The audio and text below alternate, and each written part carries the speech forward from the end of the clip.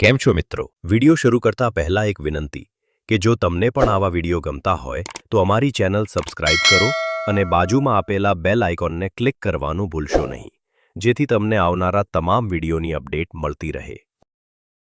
નમસ્કાર મિત્રો.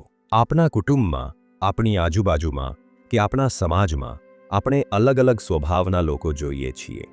જેમાંથી કોઈ ક્રોધી હોય તો વળી કોઈ શાંત હોય, કોઈ વળી આળસુ હોય તો કોઈ વળી કામ કરવા પાછળ ઉત્સુક હોય, કોઈ વળી અભિમાની હોય તો કોઈ સાદાઈવાળું હોય, કોઈક વળી ખૂબ જ હકારાત્મક હોય અને કોઈક વળી ખૂબ જ નકારાત્મક.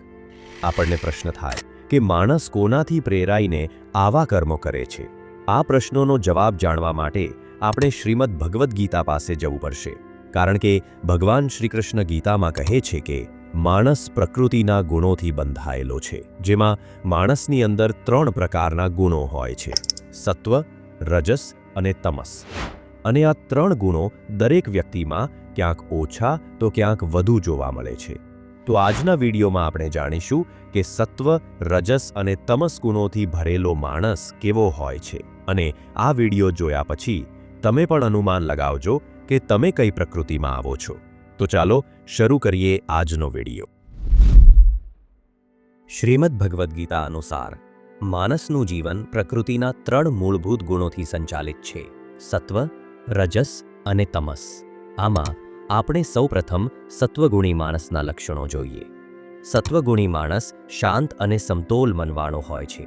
તે ક્યારેય ઉતાવળમાં નિર્ણય નથી લેતો. તેના સામે આવનારી સમસ્યાઓ સામે તે શાંતિથી વળગી રહે છે. સત્વગુણી માણસ જ્ઞાન અને સમજદારીથી ભરપૂર હોય છે. તે સત્ય અને વિવેક દ્વારા જીવન જીવવાનો પ્રયાસ કરે છે. પોતાના કર્મોને સમજદારીથી પસંદ કરે છે. સત્વગુણી વ્યક્તિ દયાળુ અને સહાનુભૂતિથી ભરેલી હોય છે. દરેક જીવ પ્રત્યે કરુણા અને માનવતા દાખવે છે. કોઈના દુઃખે દુઃખી થાય છે અને મદદ કરવા હંમેશા તૈયાર રહે છે. સત્વગુણી વ્યક્તિ પાસે જો કોઈ પણ કામ આવે તો તે તાત્કાલિક એને પૂરું કરવાની કોશિશ કરે છે. કોઈ કામ આળસુ બનીને બાકી રાખતો નથી. સત્વગુણી માણસનું એક બીજું લક્ષણ એ છે કે તે લાલચ અને અસત્યથી દૂર રહે છે. ન ખોટું બોલે છે, ન ખોટું કરે છે. સાથે સાથે ધન, સત્તા કે ભોગવિલાસ માટે લાલચ પણ રાખતો નથી. સત્વગુણી માણસ નિયમિત ધ્યાન, સત્સંગ કે પ્રાર્થનામાં રોકાયેલો રહે છે. પોતાનું અંતર્મન જાણી આગળ વધવા માંગે છે. તેની જીવનશૈલી સ્વચ્છ હોય છે. ભોજન, વ્યવહાર અને વિચારો પર શિસ્ત રાખે છે. હંમેશા સ્વસ્થ અને સરળ જીવન જીવવાનો વિચાર રાખે છે. સત્વગુણ પછીનો બીજો ગુણ આવે છે રજોગુણ. રજોગુણી માણસને રાજસી અથવા રાજસ પ્રકૃતિનો પણ કહેવાય છે. રજોગુણી વ્યક્તિમાં ઈચ્છા અને લાલચ વધુ જોવા મળે છે. આવો વ્યક્તિ હંમેશા વધુ સફળતા, ધન, પદવી કે ભોગોની પાછળ દોડતો રહે છે. આવો વ્યક્તિ સ્પર્ધામાં જીવે છે. તેની પાસે વધુ સંપત્તિ આવે એટલે એમ કહે છે કે હું બીજાથી શ્રેષ્ઠ છું, અને જ્યારે બીજા કરતાં ઓછી સંપત્તિ થઈ જાય ત્યારે પોતાની જાતને બીજા કરતાં હલકી ગણે છે. રાજસી વ્યક્તિની અંદર અહંકારનો પ્રભાવ વધુ હોય છે. તે કુટુંબમાં કે સમાજમાં એવી દરેક જગ્યાએ પોતાનું મહત્વ વધારે ગણાવે છે. હંમેશા પોતાના વખાણ અને ઓળખ મેળવવી એ તેનો મુખ્ય ઉદ્દેશ હોય છે. રાજસી વ્યક્તિનું મન અસ્થિર અને ચંચળ હોય છે. તેના નિર્ણયો હંમેશા ઉતાવળમાં લેવાયેલા અને ભાવનાત્મક હોય છે. તેણે ક્યારેય સંતોષ રહેતો નથી. કોઈ વસ્તુ મળતા જ તે વધુ માંગે છે. તે હંમેશા કાર્યમાં વ્યસ્ત હોય છે. તે ક્યારેય શાંતિથી બેસી શકતો નથી. અને જે પણ કર્મ કરે છે તે હંમેશા પોતાના લાભ કે ફળ મેળવવા માટે જ કરે છે. આવો વ્યક્તિનું પોતાની પ્રિય વસ્તુઓ કે ચીજો સાથે ગાઢ જોડાણ હોય છે. કોઈ વસ્તુ ન મળતા તે તરત જ ગુસ્સે થઈ જાય છે.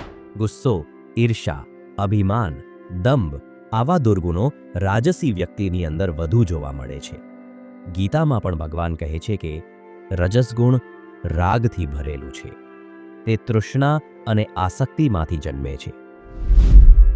માણસના જીવનને અંધકાર તરફ અને નરક જીવન તરફ લઈ જતો હોય તો તે તમોગુણ છે.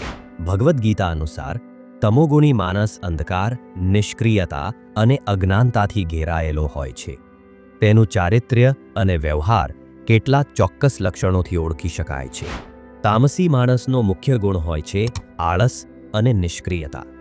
તે હંમેશા કામથી દૂર ભાગે છે, શારીરિક અને માનસિક આળસમાં ડૂબેલો રહે છે, તેની અંદર અજ્ઞાનતા અને મોહ ભરેલા હોય છે, તેને સત્ય અસત્ય યોગ્ય અયોગ્યની સમજ નથી હોતી, તે મોહ અને ભ્રમમાં જીવે છે.